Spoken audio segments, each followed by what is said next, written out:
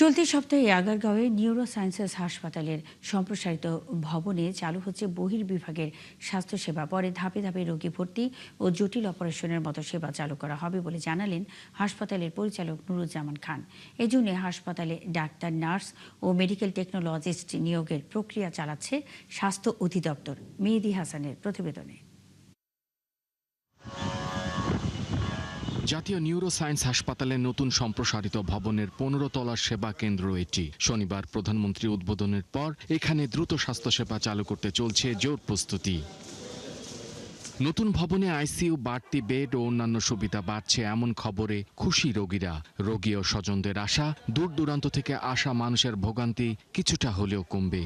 সাধারণ মানুষের যে ভোগান্তিটা এখন বর্তমান আছে, তখন আর যে নতুন ভবন চালু হয়ে গেলে এই ভোগান্তিটা থাকবে না। অনেকে মাসকে মাস ঘুরে, 2 মাস 3 মাস এরকম ঘুরেও সিট পাচ্ছে না। এখন হয়তোবা 10-15 দিনের মধ্যে ঘুরে বা টিকিট কাটার পরে সিট পাবে। নতুন একটা হসপিটাল চালু হইলে তো অবশ্যই এটা বহুত ভালো হবে, রোগীদের জন্য বহুত উপকারে আসবে। খুবই মাথা ব্যথা, পরে ওইখানে মাছ দিয়ে চিকিৎসা চালাইছি, ভালো হয় না, পরে এখানে নিয়ে আসছি।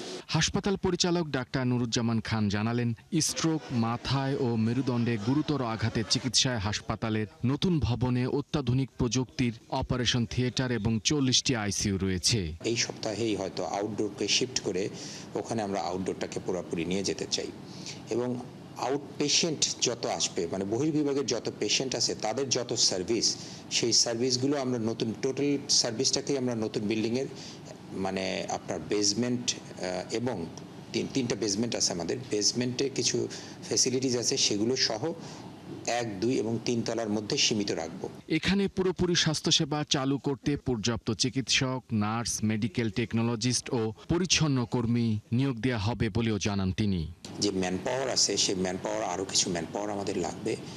আপনার চিকিৎসক, যে নার্স আছে, রেভিনিউ স্টাফ আছে, এদের যে পোস্টগুলো আছে সেই পোস্টগুলো আমরা সরকার থেকে আমরা ডিমান্ড করেছি যাতে করে খুব দ্রুত আমরা এই জিনিসগুলো পেয়ে যাই। আর পাশাপাশি আমাদের যে আউটসোর্সিং স্টাফ, আমাদের যে নিয়োগ, সেই নিয়োগটা হয়তো আমরা ইনশাআল্লাহ 1 মাস 1.5 মাসের ভিতরেই আমরা এটা কমপ্লিট করতে পারবো। রোগীদের চাপ সামলাতে কর্তৃপক্ষের এখন চ্যালেঞ্জ দ্রুততম সময়ের মধ্যে হাসপাতালটিতে পুরোপুরি সকল সেবা চালু করা।